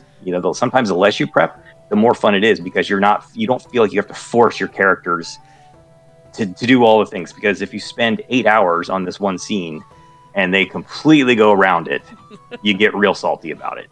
They will. And they will. Absolutely. I have a gift for noping around combat, and my party in Disables of the 8 has a really good gift for going exactly where we need to go in dungeon crawls. Hence the fact none of us have magic items, and we're level 7. It's not good. I mean, for so many games, I have spent, hours and hours getting the intro scene ready, getting the introductory sequence ready, and then they go left, and I was so ready for them to go straight, and they went left, and I went, oh nuts. Okay then, cool. And I mean, as a DM, you do have to realize that it's not always going to work, and that's why improv can be so important for a dungeon master to be like, okay, all right, grab that and move to the next scene. I honestly feel that I am as prepared as I think I am never going to be totally prepared. Yeah. I also have a gift for sometimes I will sit there just drastically way overthinking things, over planning things, and then I'm like, I'm like, this is perfect. And then it happens, I'm like, that was not anywhere near as good as I thought that was going to be. That it's just that was just very anticlimactic. I overthought it. I tried to get too clever, and it was dumb. And it's so easy to overthink things sometimes. I'm still trying to kind of get a better handle for my style of preparing for sessions, which is perks of having characters be on a spaceship is it's a little easier to control where they're going to end up. A little less likely for them to wander off onto a street, but once they get on the planet side, they can still wander off onto a street. It's just kind of trying to focus on more of creating sort of the sandbox and the things for sure will happen at some point. Different sequences of events and then kind of going from there. But yeah, I overthink a lot. Another thing to take into consideration too is if you get into your session, and this is more for usually if you blow through your content quicker than you expect, because usually it's the other way around. You usually plan a bunch of stuff, you're like, oh god, I don't know if there's going to be enough, and then 4 hours later you're like, oh, we got to check box 1, that's it. But every now and then things just go really quick. It's okay to end a session a little bit early so you don't end up waffling around and ending up off your story arc too much, or the players can sort of tell when you get to that point where I really don't have anything here. It doesn't become as much fun. So even if you were planning to sit down and play for 4 or 6 hours or whatever, if you run out of stuff, just break out a board game and do something for the last couple hours. It goes better that if you just be honest, well, everyone, I'm not ready for the next part, so we're going to have to call it there. And it fosters better will than trying to fudge it. Yeah, because some things, you might be able to fudge a little bit. Other things, it's just, there have been times when the player's like, can I look up this? I'm like, yes, can I get you those answers next session when I've actually had time to write them down? Right, yeah. And they're like, Okay. My Thankfully, they understand that I don't always have like everything 100% prepared. But the amount of times I've had to name things on the spot and just like throw things into the wind, so like yes, I'm used to not always having everything ready, but I try to at least have like the basics and names for things. And then I try and frantically write down whatever I have to BS along the way, so that when I have to go look back, I don't forget what I ended up saying about that point. Like, I just recently realized there was a character I introduced. Didn't remember if I had actually given her a name. I named them. That is I did give them a name. It's a code name now. It's fine. I think my strategy is a little weird, so take it with a pinch of salt. But I don't usually worry about feeling ready to go into a session because I don't really prep. For me, the way of GMing that I have found the most comfortable is because I have this setting that has so much lore that has been created by my players. Because I am comfortable in this setting, I know everyone in this setting. I know people's motives. I know groups' motives. I know how they work. And so when something happens in game, I automatically know the reaction because I know these people.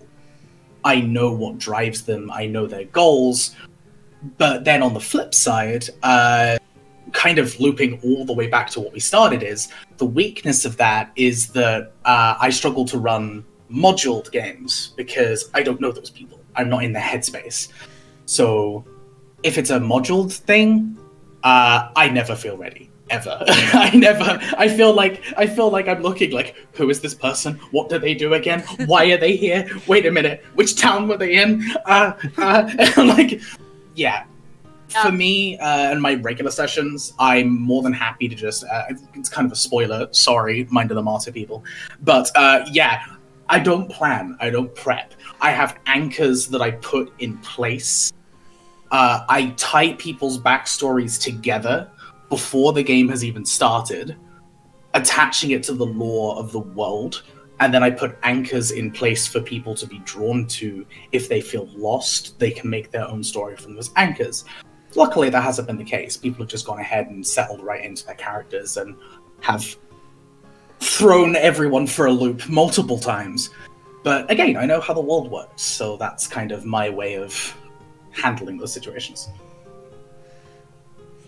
Yeah. I found some of my most successful sessions where it's like I set up an area in a situation and they have to accomplish X, and then being like, okay, so how are you going to do that? And just like building the sandbox. I'm not as great at like certain types of like dungeon crawls. I still sometimes get nervous with certain combat encounters.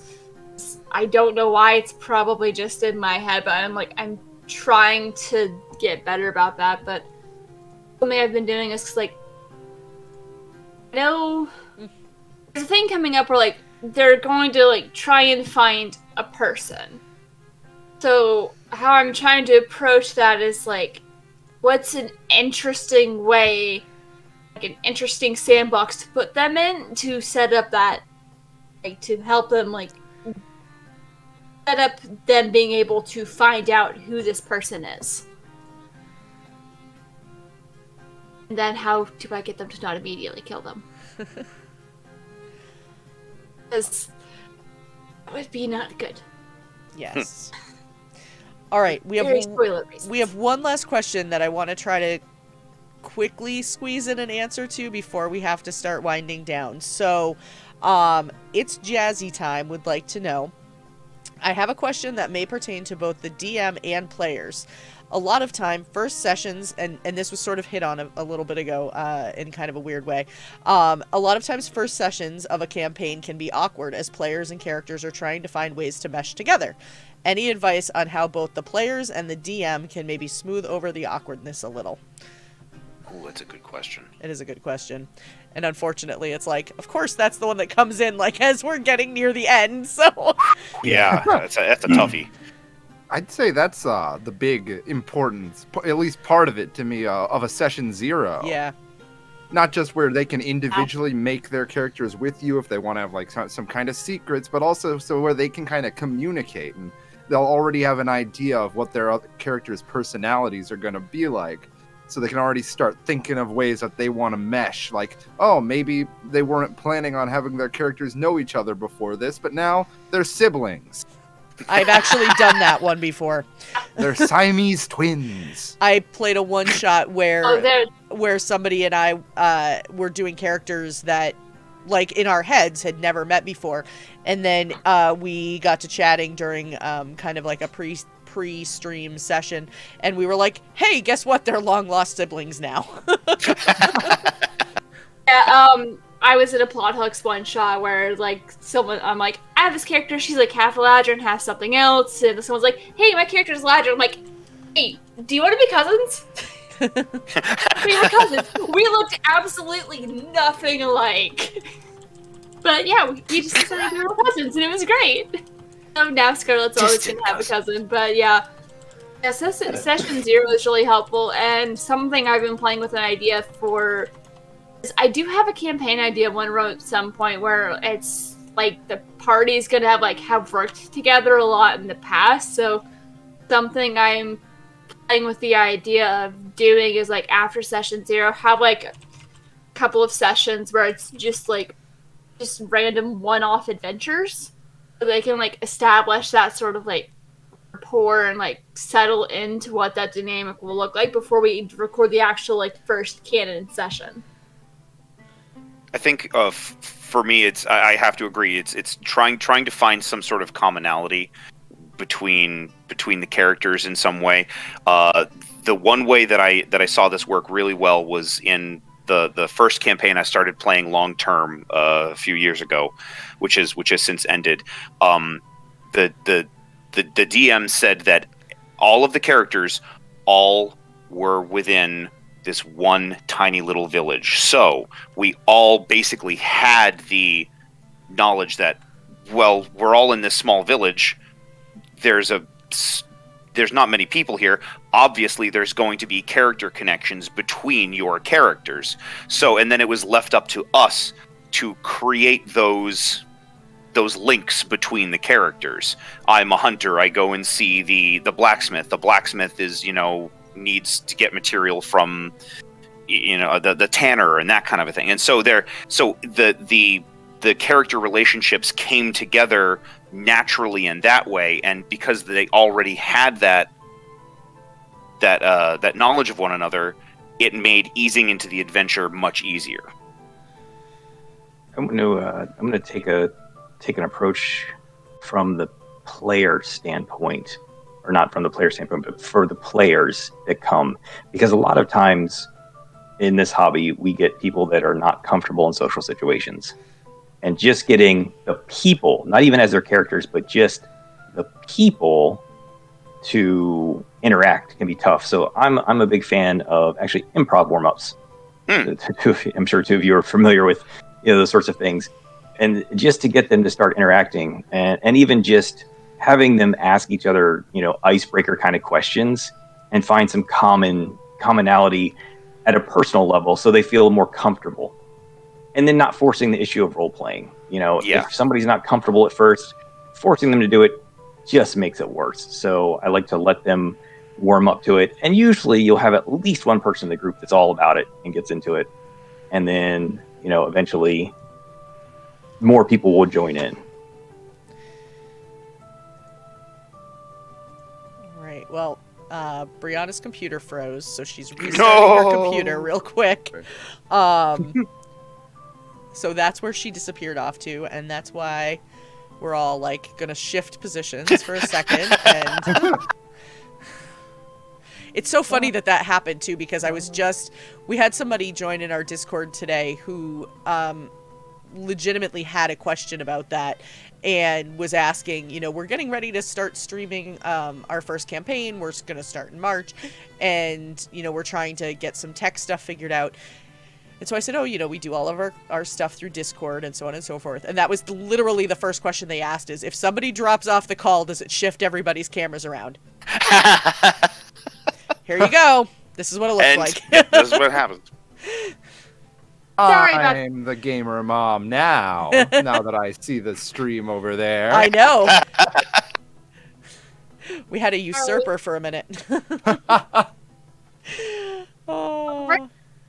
Usurper. I know. We had that one time too. David Tilstra was on, and that happened to him. He got bumped into my spot. I was looking like that. I was like, oh, David is now Luna. Okay, Yeah. then. You don't choose to become the gamer mom. No. The gamer mom chooses you. I know. I'm a It's pretty, so. pretty ahead. solid person to get chosen to be other gamer mom, so it fits. I was so distracted, I've now forgotten the question. I know. Basically, it sounds like the long story short is have a session 0. It really is, and try to and don't worry about being the characters. Just work on finding that commonality between the characters in one way or another. Yeah. I absolutely love the idea Curtis brought up of having that improv warm up thing. To get a conversation happening between 2 characters or 4 characters and finding something together that way, Yeah. because that's a very organic way of building character relationships. It's Yeah. also absolutely okay as a player, if you are not comfortable with the group, to walk away. Yep. Absolutely. Absolutely. And Absolutely. And conversely, and I see this question all the time from GMs and DMs, I'm really not comfortable with this one player, what should I do? Well, you talk to them, and if they don't change, you tell them you're not welcome anymore. Right. Absolutely. I know it's hard, but that's the social contract. Mm-hmm. Yeah. Which is almost why I recommend doing your first couple of sessions off stream.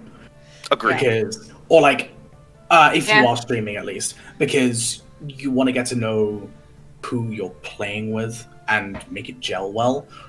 You almost, even if you're just doing like a home campaign, do a couple of sessions that are prequel / maybe not canon, just to get people, 1, into their mindset as their characters, and 2, into their mindset as players, and see who gels and who doesn't.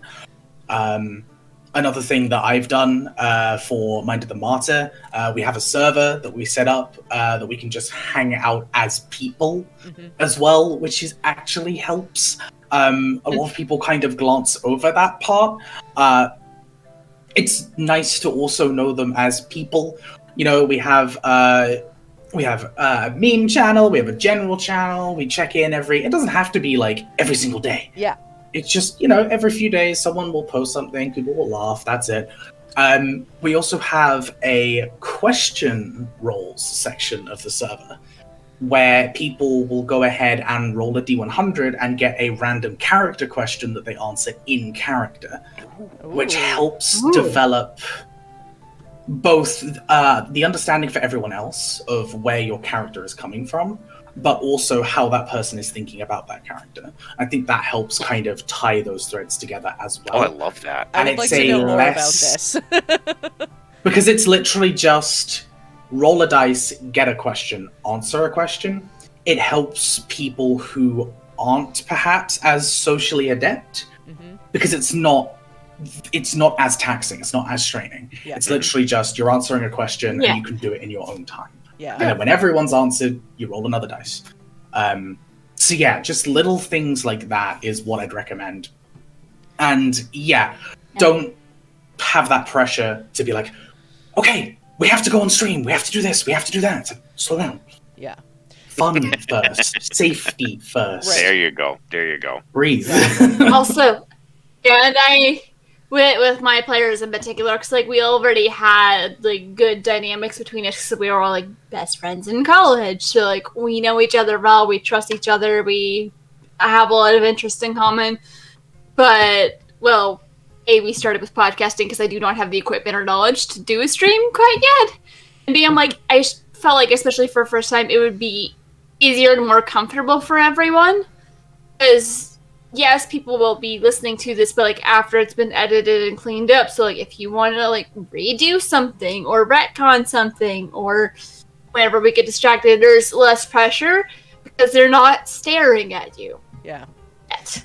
The other piece, too, about getting to know each other personally, you know, as each other and not just as characters is that I know for us on our Wednesday night stream, that allows you to know when someone's having an off night or not, which could impact how they play or what their character does or things like that, because there'll be a lot of times when, you know, I might just be really quiet for the night and I'll get a message from, you know, one of our other players that says like, hey, you're not talking very much tonight, everything okay? You know, because we know each other well enough to know that that could be an indicator that something else is going on. And, you know, usually we'll just say, yeah, I'll explain later, or it might just be like nope, I just have nothing to say right now. You know, my character just is listening or whatever it may be. So it allows us to sort of have that that connection as well, which I think is really important. But also, it's nice to sometimes have meetings or video chats where you're just kind of hanging out, just have hangouts. We play Jackbox games together. Oh, there you go. Yes. Yep. Yes. All I'll right. play Animal Crossing. I don't have as much. All right. Well, on that note, we need to wrap up for the night. So what I'm going to have you guys do is I'm going to just have you guys go, we're going to go clockwise this time. And I'll have you just remind everybody of who you are and where they can find you online. If you know, have links you want anybody to follow, we'll put those in chat again as well. So Connor, we're going to start with you this time. Hey, as a reminder, Connor, Masterful Nerd on Twitter. Awkward Segue is available to listen to on pretty much any podcast platform, Spotify, iTunes, the Google one. You like Pandora? We can do it on Pandora. It's not just that. Avatar Planet. That's really... Do I have anything? I have a song, a D&D song I just remembered existed. You want to check that out? It's called Primal Champion. You'll find it. It's like a barbarian thing. Next. Again, my name's Aaron, ShadyGod13 on Twitter. If you're interested in improv comedy, I am a founding member of the Off-Brand Improv Comedy Troupe based out of here in Massachusetts. We are on Facebook, we are on Instagram, and we are doing our best to come back and do more improv despite the pandemic. So links you can find in the chat. Yes. I am at Prof. Satterfield on Twitter, and I'm not a content creator, but always hanging out on Twitter and always willing to answer questions and, you know, promote the community. I'm a promoter as well. I like to bump up those content creators and retweet. So that's where you can find me. Excellent. And Ray. Hello, I'm Ray. I'm sorry for yawning so much. It's just 3 a.m. So that's the only reason. Time zones, yes, man. time zones. You can find me at Red Mage Ray on Twitter. You can also take a look at Friends Who Roll Dice, the TTRPG group that I helped co-found, who are all about showcasing awesome people that don't usually or may not feel like they have a voice sometimes, and raising money for some awesome charities. We're a little bit quiet at the moment through January while we organize a couple of projects, but we have at least at least 3 charity drives through February and March, which is super excited. I can't talk about any of them, but it's cool. If you like what you heard from me, consider also checking out The Mind of the Martyr, which is the weekly show that plays on Friends Who Roll Dice, which I GM in the homebrew setting that I was talking about. So that is 6 p.m. PT And then you can also find VODs on the channel, Friends Who Roll Dice, or the Friends Who Roll Dice YouTube channel. And I am about everywhere, on a few different places. On God knows how many channels. You can find me over on What is Cryptid. You can find me on Saverix channel. Just go ahead and check out my Twitter, and you'll see when we're going live. Sounds great. Right, and I'm Brianna Jean. If you want to find me on Twitter, find pseudonym social first, and I think my Twitter handle's at the thing because my last name's a pain in the butt to spell, and I really need to change that. But we have a new episode of Disciples of the Eight coming out this coming Friday. It's going to be episode 3. Here Comes the Kraken, and and then we have episode 20 of Aboard the Opal Star coming out Monday, and they're both every other week, Monday and Friday. So that just happens to work out where one comes out Friday, the other one comes out Monday, and then nothing for like a couple of days. There you go. And I've got some other small projects and collaborations in the work, but if you ever want a guest for things, either to play something or to talk about stuff, I'm down for that. Freelance editing, all kinds of stuff. Please get me out of retail. We're going to start a hashtag Also, possibly working on a couple of audio dramas, but that'll be coming out like a lot later because that's a lot of work. It is. All right. Well, I am Gamer Mom Luna. This has been this week's episode of Tales from the Tavern. You can find us here every Sunday night at 8 p.m. Eastern, 5 p.m. Pacific, where we bring in a roundtable of guests when we talk about TTRPGs and all things nerdy. You can also find us on Wednesday nights, also at 8 p.m. Eastern, 5 p.m. Pacific, where we do 50 Shades of Crimson, which is a Curse of the Crimson Throne Pathfinder 1st Edition persistent campaign, actual play campaign, and that's a lot of fun. We just suffered our first player death this week, so that was a little traumatic for all of us, and so now we just refer to him as Dead Mark Tov. And that's it. We've got a Star Wars campaign that's going to be coming up soon. I know we keep talking about it. It's really coming soon. We were waiting on some artwork. That's going to be starting probably in the next couple of months.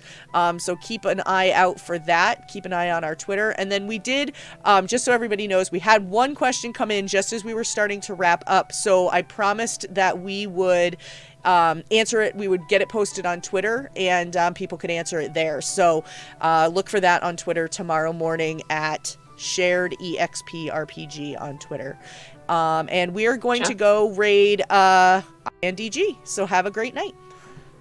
Good night, everybody. Bye.